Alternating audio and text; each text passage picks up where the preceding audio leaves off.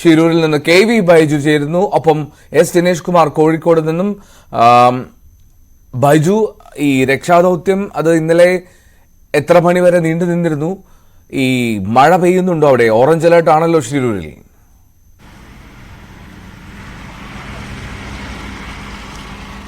എൽദോ, തീർച്ചയായും കാലാവസ്ഥ വളരെ പ്രതികൂലമാണ്.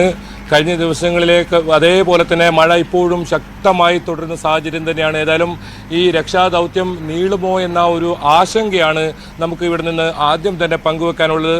ഏറ്റവും പ്രധാനം അർജുനെ കണ്ടെത്തുക എന്നതാണ്. ആ ദൗത്യവുമായി തന്നെയാണ് ഇപ്പോൾ ഈ രക്ഷാസംഘം എല്ലാവരും തന്നെ ഇപ്പോൾ ഈ പ്രദേശത്തേക്ക് പോയിട്ടുണ്ട്. ഏകദേശം ഒരു 10 മിനിറ്റ് കൊണ്ട് തന്നെ ഇന്നത്തെ രക്ഷാദൗത്യം പുനരാരംഭിക്കും. ഇന്നലെ രാത്രി വലിയ ശക്തമായ മഴയായതുകൊണ്ട് തന്നെ ഈ ഡ്രോൺ ഉപയോഗിച്ചുകൊണ്ടുള്ള പരിശോധനയൊന്നും ഇന്നലെ രാത്രി നടത്താൻ സാധിച്ചിരുന്നില്ല.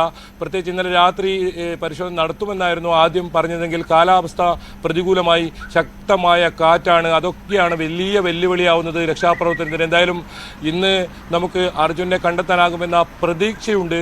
പക്ഷെ അപ്പോഴും ഈ കാലാവസ്ഥ ഇതേ രീതിയിൽ തുടരുന്നത് അനിശ്ചിതത്വം ഉണ്ട് എന്നത് വാസ്തവമാണ്. എന്തായാലും ഇന്ന് പ്രധാനമായും ട്രക്ക് കണ്ടെത്തി, കൃത്യമായി അത് അർജുൻ്റെ ട്രക്കാണെന്ന് കണ്ടെത്തിയിരിക്കുന്നു. അപ്പോഴും ആ ക്യാബിനകത്തേക്ക് എത്താൻ രക്ഷാദൗത്യ സംഘത്തിന് ഇതുവരെ സാധിച്ചിട്ടില്ല. അതാണ് ഇന്ന് പ്രധാനമായും ശ്രമിക്കുക. ഇന്ന് അങ്ങനെയാണെങ്കിൽ ഈ മുങ്ങൽ വിദഗ്ധർ ഈ ക്യാബിൻ പരിശോധിക്കും. ഈ ഡ്രോൺ ഉപയോഗിച്ചുള്ള പരിശോധനയിൽ എന്തായാലും മനുഷ്യ സാന്നിധ്യം കണ്ടെത്താനായിട്ടില്ല. അത് ഈ ഏതെങ്കിലും തരത്തിൽ ഇന്ന് ക്യാബിൻ കൃത്യമായി പരിശോധിച്ചതിന് ശേഷം അതിനൊരു സ്ഥിരീകരണം ഉണ്ടാകും. എന്തായാലും അർജുനെ ജീവനോടെ നമുക്ക് തിരിച്ചു കിട്ടുമെന്നുള്ള എല്ലാ പ്രതീക്ഷകളും അസ്തമിച്ചു എന്ന് തന്നെ വേണം പറയാൻ. അതുകൊണ്ട് തന്നെയാണ് ആ മനുഷ്യ സാന്നിധ്യം കണ്ടെത്താൻ സാധിക്കാതിരുന്നത്.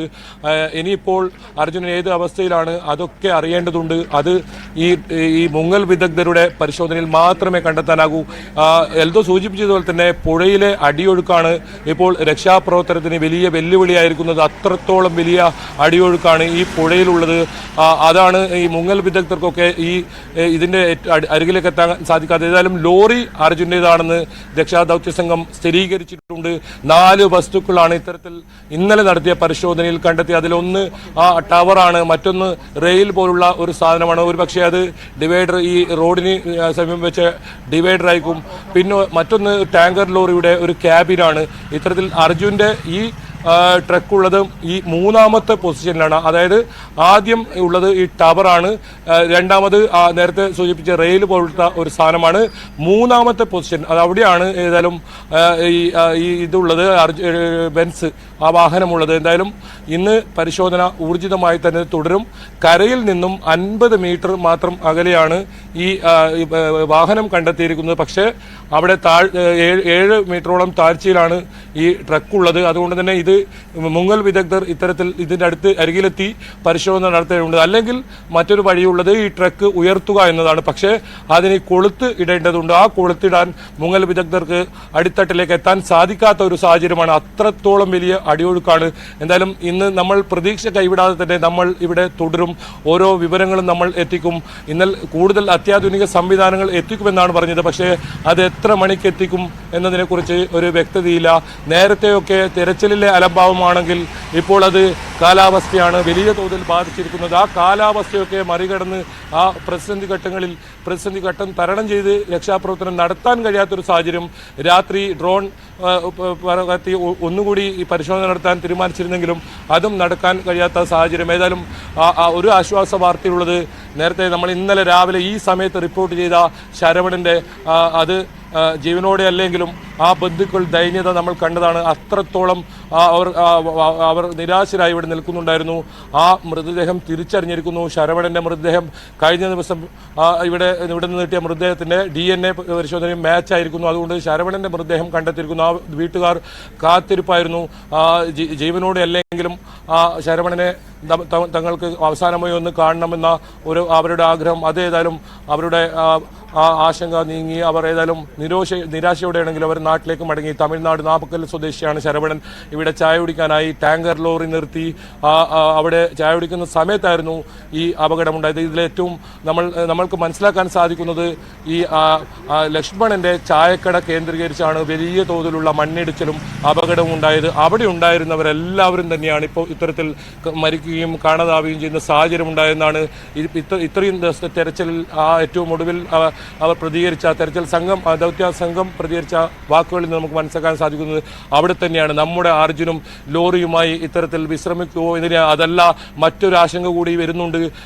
ഇനി അർജുൻ ഈ ചായക്കടയിലേക്ക് ഇറങ്ങിയോ അല്ലെങ്കിൽ പുറത്തിറങ്ങി നിൽക്കുന്ന സാഹചര്യം ഉണ്ടായിട്ടുണ്ടോ എന്ന്.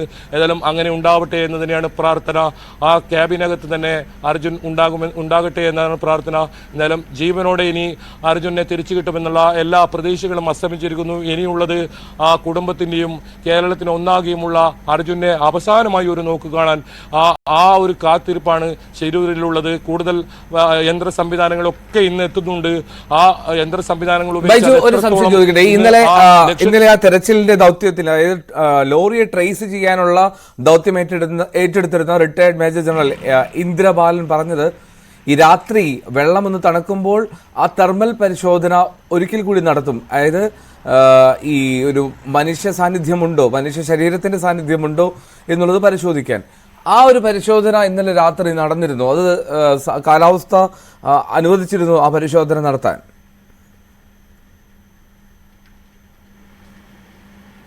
എൽദോ വളരെ നിരാശ അത് തന്നെയാണ്. ആ കാര്യത്തിൽ തന്നെയാണ് ഇന്നലെ 6 മണിയോടുകൂടി തന്നെ രക്ഷാപ്രവർത്തനം നിർത്തിവെക്കേണ്ട ഒരു സാഹചര്യമാണ് ഉണ്ടായത്. പ്രത്യേകിച്ച് ഈ കാലാവസ്ഥ തന്നെയാണ് പ്രതികൂലം.